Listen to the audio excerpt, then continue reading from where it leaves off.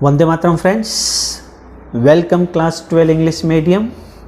Today we are going to learn poem number 3, Keeping Quiet.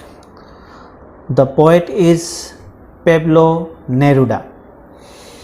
Pablo Neruda is the pen name of Naftali Ricardo Reis Basolto, who was born in the town of Parral in Chile. Neruda's poems are full of easily understood images which make them no less beautiful. He won the Nobel Prize for Literature in the year 1971. In this poem, Neruda talks about the necessity of quiet introspection and creating a feeling of mutual understanding among human beings. तो यहाँ पे title दिया गया है keeping quiet. तो देखते हैं. Now we will count to 12 and we will all keep still. For once on the face of the earth, let's not speak in any language. Let's stop for 1 second and not move our arms so much. Count to 12 means have time for meditation. Still means meditate. Now we will count to 12 and we will all keep still. अब हम 12 तक गिनेंगे और सब शांत हो जाएंगे. Dear friends, यहाँ पे जो 12 का मतलब जो है वो सही एक्सप्लेनेशन दिया गया नहीं है, क्योंकि अगर हम घड़ी देखें तो उसमें भी 12 आवर्स आते हैं, अगर हम ईयर देखें तो उसमें भी 12 मंथ्स आते हैं. लेकिन यहाँ पर कहा गया है कि अब हम जो है वो 12 तक गिनेंगे और सब शांत हो जाएंगे. Now we will all keep still. शांत हो जाएंगे. For once on the face of the earth let's not speak in any language. एक बार, सिर्फ एक बार इस अर्थ धरा पर हम किसी भी भाषा में ना बोले. बस एक बार इस अर्थ पर ये डिसीजन ले कि हम कोई भी भाषा नहीं बोले, चाहे हम गुजराती हो, हिंदी हो, तमिलियन हो, कोई भी भाषा, क्योंकि इतनी भाषा है तो हमें जो भी भाषा बोलनी पड़ती है वो सोचना पड़ता है. तो एक बार कोई भी भाषा बोलो मत, सिर्फ चुप रहो, ऐसा डिसीजन लो. For once on the face of the earth let's not speak in any language. एक बार इस अर्थ धरातल पर हम किसी भी भाषा में ना बोले. Let's stop for 1 second. आओ हम 1 सेकंड के लिए रुक जाए. And not move our arms so much. और अपने आर्म्स को ज़्यादा न हिलाए. तो यहाँ कहने का मतलब है कि अब हम 12 तक गिनेंगे और सब शांत हो जाएंगे. और एक बार ये अर्थ पर जो भी भाषाएं बोली जाती है वो कोई भी भाषा हम बोलेंगे नहीं. 1 सेकंड के लिए रुक जाइए और अपने आर्म्स को ज़्यादा न हिलाए. जैसे कि हम मेडिटेशन करते हैं उसी तरह से कीप क्वाइट रहे. So the poet urges each one of us to count up to 12 and then be quiet. तो यहाँ पर कवि जो हमें अर्ज करते हैं कि भाई 12 तक हमें काउंट करना है और शांत रहना है. The poet might have used the phrase count to 12 as there are 12 hours represent on a clock or as there are 12 months in a year. जो 12 आवर्स जो है वो भी रिप्रेजेंट करते हैं क्लॉक को, और जो 12 मंथ्स है वो ईयर को रिप्रेजेंट करते हैं. He might have wanted the people to keep still as long as they could. He wants a moment of silence on the earth when no language is spoken. So यहाँ पे कवि चाहते हैं कि भाई हम जितना हो सके उतना एक बार कोई भी भाषा नहीं बोले, शांत रहे. In this way there will be no language barriers between people. अगर हम कोई भी लैंग्वेज नहीं बोलेंगे तो पीपल के बिटवीन द पीपल जो है कोई भी जो बैरियर्स जो है, ऑब्स्टिकल्स जो है, परेशानी जो है वो नहीं रहेगी. No harsh words will be spoken. जो हम हेट्रेटफुल वर्ड्स यूज़ करते हैं, हर्ष वर्ड्स यूज़ करते हैं, वो हम नहीं बोलेंगे. In this moment of silence the poet does not want anyone to move their arms. He wants us to remain motionless. वो कहना चाहते हैं कि भाई आप मोशनलेस रहो, अपना जो आर्म्स है वो मूव ना करें. Next, it will be an exotic moment without rush, without engines. We would all be together in a sudden strangeness. Exotic moment means unusual or exciting moment, engines means here machines, strangeness means unusual movement। तो यह एक exciting movement होगा, बिना किसी भीड़ भाड़ के, बिना मशीनों के, बिना शोर के हम सब इकट्ठा हो जाएंगे एक आकस्मिक अजनबीपन में। जैसे कि अभी लॉकडाउन चल रहा है तो ज़्यादातर लोग पता ही है कि हम घर पर ही समय जो है ज़्यादातर निकालते हैं। तो हमें ये लॉकडाउन ने बहुत ही सिखाया है कि आप चुप रहते हो तो हमें रियलाइज़ होता है अपने आप में कि भाई ये क्यों, ऐसा क्या हो रहा है। तो उसी तरह यहाँ पे कहना चाहता है कि it will B an exciting moment. ये जो है वो एक पूरा एक्साइटिंग मोमेंट होगा, बिना किसी भीड़ भाड़ के, रस के, विदाउट इंजन, कोई भी मशीनरी देखो बिना मशीनों के अथवा बिना शोर के। मशीन ही बंद कर दो तो शोर बकोर होगा ही नहीं। तो we would all be together, तो हम सब इकट्ठा हो जाएंगे in a sudden strangeness, unusual movement में, एक आकस्मिक अजनबीपन में। तो the poet feels that such a movement of silence would be an unusual and exciting one. It will have miraculous consequence. There will be no hurry or the sound of machines to pollute the atmosphere. हम देखेंगे कि अगर machine ही बंद रहेगी कि तो हमारा atmosphere जो है वो पॉल्यूट नहीं होगा। हमने देखा कि लॉकडाउन में पूरी इंडस्ट्री बंद थी तो गंगा नदी जो है वो कितनी क्लीन हो गई थी। जो सालों से करोड़ों रुपए वहाँ पे खर्च कर रहे थे, आज बिना खर्च किए गंगा नदी क्लीन हो गई है। तो उसी तरह यहाँ पर जो है वो बिना मशीनों के, शोर के, बिना भीड़ भाड़ के हम सब इकट्ठा हो जाए और अजनबीपन में, एक आकस्मिक अजनबीपन में एक साथ इकट्ठा हो जाए। It will be a strange and unfamiliar moment with stillness all around. It will be a strange and unfamiliar moment रहेगा with stillness all around. In this unusual period the bonds of humanity will get stronger. तो इससे जो humanity जो है हमारी strong है, हम एक दूसरे को मिलेंगे। इंस्ट्रूमेंट भी अगर यूज़ नहीं करेंगे, क्योंकि ज़्यादातर देखते हैं कि सबके पास अगर मोबाइल और ग्रुप में बैठे हो तो कोई एक दूसरे के साथ बात ही नहीं करता है, वो इंस्ट्रूमेंट में ही लगे रहते हैं। तो एक सेकंड के लिए भूल जाओ, सब मशीन्स बंद कर दो, भीड़ भाड़ बंद कर दो और एक अपने आप को दूसरों के साथ अपनी फीलिंग्स जो है वो शेयर करो, तो देखो क्या रियलाइज़ होता है। Next, fishermen in the cold sea would not harm whales, and the man gathering salt would look at his hurt hands.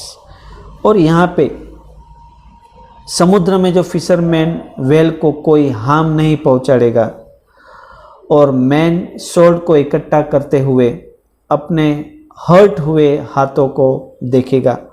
तो यहाँ पे फिशरमैन जो है वो कोल्ड सी में जाके, ठंडे समुद्र में जाके वेल को नुकसान नहीं पहुंचाएगा, और जो मैन जो है वो जो भी सॉल्ट इकट्ठा करते हुए अपने हाथों को जिसमें हर्ट किया हुआ है तो वो देखेंगे।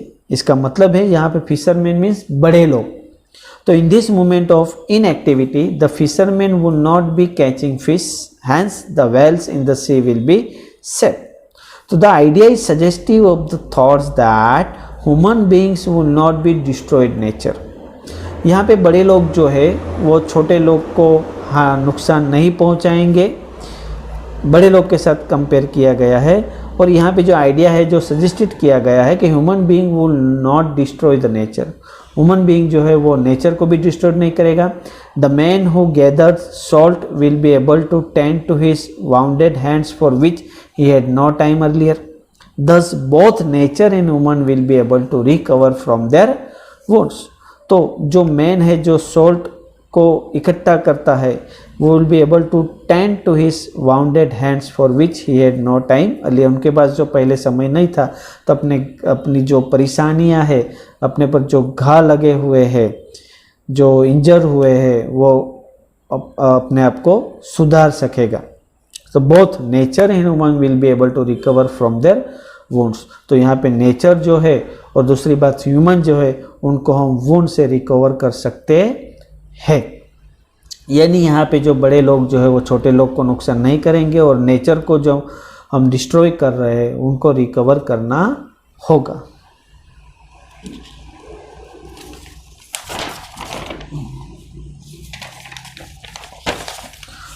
वो कहते हैं ना, if you save the tree will save you. अगर आप ट्री को बचाओगे तो ट्री आपको बचाएगी। तो यहाँ पे कहना चाहते हैं कि भाई नेचर को भी आप डिस्ट्रॉय मत करो और ह्यूमन बीइंग को भी आप डिस्ट्रॉय मत करो। Next, those who prepare green Wars with gas, wars with fire, victory with no survivors, would put on clean clothes and walk about with their brothers in the sad doing nothing. Green wars means wars against the nature or environment.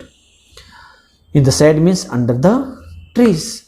तो जो लोग environment के विरोध में युद्ध का निर्माण करते हैं, गैसों से युद्ध करते हैं और फायर अग्नि के साथ युद्ध करते हैं, ऐसी विजय प्राप्त करते हैं जिसमें कोई जीवित ना बच पाए। यहाँ पर जो है ज़्यादातर लोग जो है वो एनवायरनमेंट के विरोध में युद्ध का निर्माण करते हैं। इंडस्ट्री, जो बड़ी बड़ी इंडस्ट्री को डेवलप कर रहे हैं, तो उसमें से निकलता हुआ गैस जो है वो आदमी को मार डालेगा। और जो फायर का मतलब है जो वॉर होता है, बड़ी बड़ी मशीनरी में से जो हम बॉर्डर पर देखते हैं, इंडिया, चाइना, पाकिस्तान, अमेरिका जो यूज़ करते हैं मशीनरी का फायर का, अगर वो सब बंद कर दे तो ऐसी विजय प्राप्त करते हैं जिसमें जीवित ना बच पाए। तो ऐसी विजय को प्राप्त करके क्या फ़ायदा जिसमें लोग जो है वो बच नहीं पाएंगे। यानी कि आप नेचर को डिस्ट्रॉय करेंगे तभी भी आप नहीं बच पाओगे। अगर वर्ल्ड में वॉर होगा तो भी आप बच नहीं पाओगे। तो वो क्लीन क्लोथ्स धारण करेंगे। तो जो सोल्जर्स है तो वो लोग भी क्लीन क्लोथ्स धारण करेंगे। क्लीन क्लोथ्स धारण करेंगे यानी कि आप देखेंगे कि भाई जैसे सोल्जर्स है वो वॉर में जाते हैं तब उनके कपड़े जो है वो गंदे हो जाते हैं। तो वो जो है वो क्लीन क्लोथ्स धारण करे, यानी कि वॉर ही नहीं करे। नहीं इंडिया वॉर करे, नहीं पाकिस्तान वॉर करे, नहीं चाइना वॉर करे, नहीं अमेरिका वॉर करे। और अपने ब्रदर के साथ घूमेंगे छाया में कुछ भी न करते हुए। तो walk about with their brothers, और वो क्लीन क्लोथ्स धारण करे और अपने ब्रदर भाइयों के साथ घूमे और वृक्ष के नीचे छाये में कुछ भी न करते हुए बस बैठे अपने भाइयों के साथ। हिंदी चीनी भाई भाई, यानी कि कवि कहना चाहता है कि आप एनवायरनमेंट को भी नुकसान न करे और एक जो कंट्री है वो दूसरे कंट्री को भी नुकसान नहीं करे। ब्रदरहुड जो है वो नेसेसिटी है। The poet now speaks of those who wage wars against humanity और एनवायरनमेंट। यहाँ पे अगेंस्ट कर रहे हैं जो लोग ह्यूमैनिटी और एनवायरनमेंट को, तो कवि जो है ज़्यादातर उन पे फोकस कर रहे हैं। Wars of all kind including the use of chemicals, poisonous gases, wars that bring death and destruction, wars that leaves none to celebrate victory. The poet now speak of those who wage wars against humanity and environment. यहाँ पे कवि जो describe कर रहे हैं जो humanity के against है और एनवायरनमेंट के अगेंस्ट है, भाई उनके युद्ध का निर्माण ही ना हो। वॉर्स ऑफ ऑल काइंड, बहुत सारे प्रकार के वॉर्स होते हैं, जैसे कि यूज़ ऑफ केमिकल्स, जो केमिकल यूज़ होता है, पॉइजनस गैसेस, उनसे भी लोग मरते हैं। Wars that bring death and destruction, ऐसा वॉर जिसमें मृत्यु हो जाती है, सब विनाश हो जाता है। तो wars that leaves none to celebrate victory, अगर ऐसा ही वॉर रहा तो हम विक्टरी सेलिब्रेट करने से क्या फ़ायदा। He says that such man should stop there activity, तो कहना चाहते हैं कि भाई ऐसा जो एक्टिविटी वो बंद करे।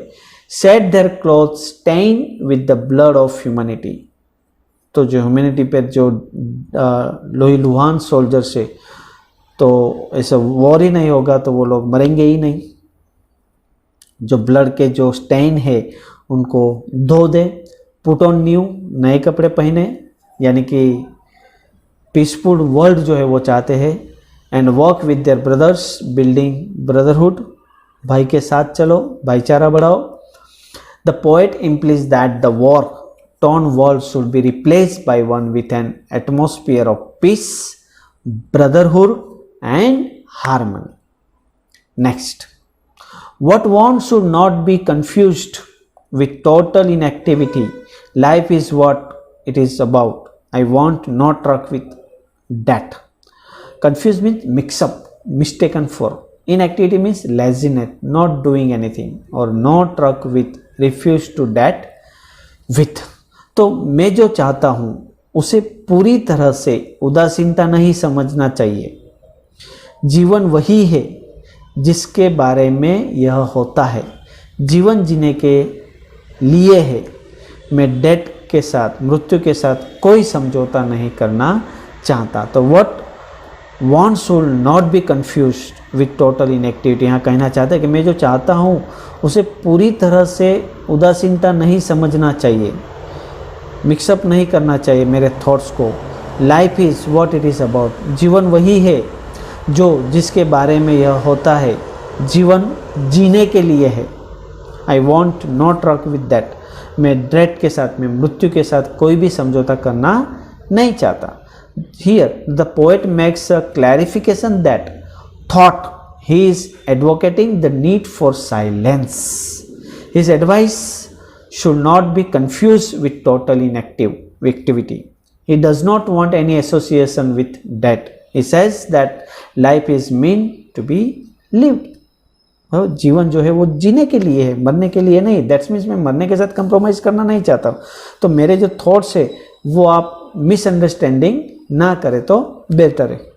Next, if we were not so single minded about keeping our lives moving and for once could do nothing, perhaps a huge silence might interrupt this sadness of never understanding ourselves and of threatening ourselves with death. Single minded means thinking about or focusing only on one things. हमारा problem क्या है पता है? हम बस एक ही thoughts पर depend रहते हैं। स्कूल में जाओ तो बस पढ़ाई करो, मार्क्स लाओ, फिर एजुकेशन पूरा हो तो जॉब करो, जॉब होने के बाद फिर शादी करो, शादी करने के बाद फिर बच्चे पैदा करो, बच्चे पैदा करने के बाद फिर उनको पढ़ाओ। तो हमारा माइंड जो है वो सिंगल माइंडेड है, एक ही बात पर हम सोचते हैं। अगर हम इतने संकीर्ण मानसिकता वाले न होते, यानी कि हम इतने सिंगल माइंडेड वाले ना होते, अपने जीवन को गतिशील बनाए रहने के लिए एक क्षण के लिए कुछ भी ना करें।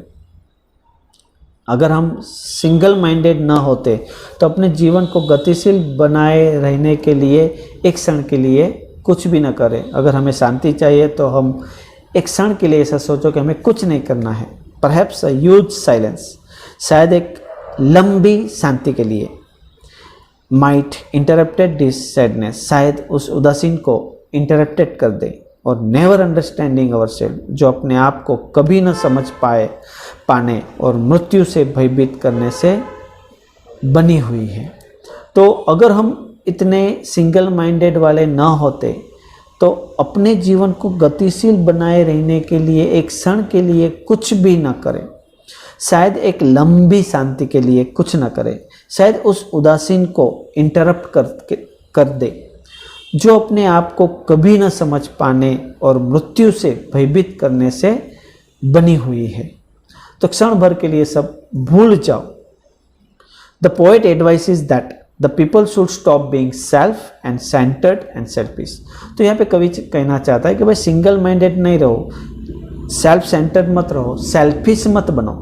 For one moment they should not think of keeping their lives moving, meeting their ends of fulfilling their duties.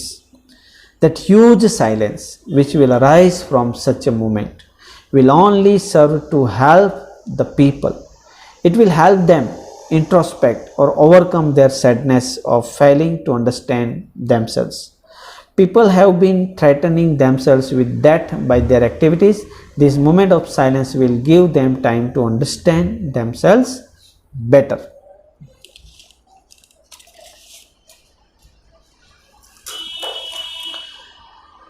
Last, perhaps the earth can teach us as when everything seems dead and later proves to be live.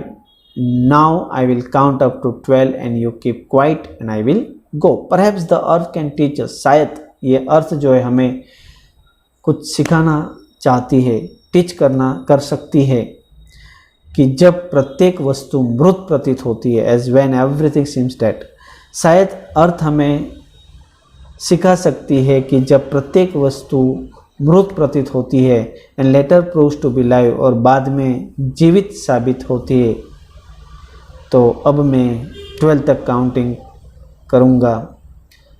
You will keep quiet, आप शांत रखें और मैं चला जा रहा हूँ। तो शायद अर्थ हमें ये पढ़ा सकती है कि जब प्रत्येक वस्तु मृत प्रतीत होती है, जब प्रत्येक वस्तु डेड हो जाएगी और बाद में जीवित साबित होती है, तो अब मैं 12 तक काउंट करता हूँ, आप शांति बनाए रखें और मैं जाता हूँ। So here the poet feels that the earth can enlighten us and guide us in this process of keeping quiet. हमें शांत रहने की प्रक्रिया में पोएट जो है वो अर्थ जो है हमें गाइड कर सकती है, एनलाइट कर सकती है। He want us to observe that there is some activity under apparent stillness. For instance, a seed appears to be dead, but huge fruit bearing trees are born from such seed lying dead here and there. तो seed appears to be dead, हम seeds को देखते हैं कि भाई जैसे वो dead प्रतीत होती है, but huge fruit bearing trees are born. लेकिन आप देखेंगे कि जो ह्यूज फ्रूट्स जो है वो ट्रीज को बोर्न करती है फ्रॉम सच सीड्स लाइंग, जो सीड्स जो है वो जमीन पे पड़ी हुई है, डेड हियर और there. Finally, the poet thinks that he has said what he intended to.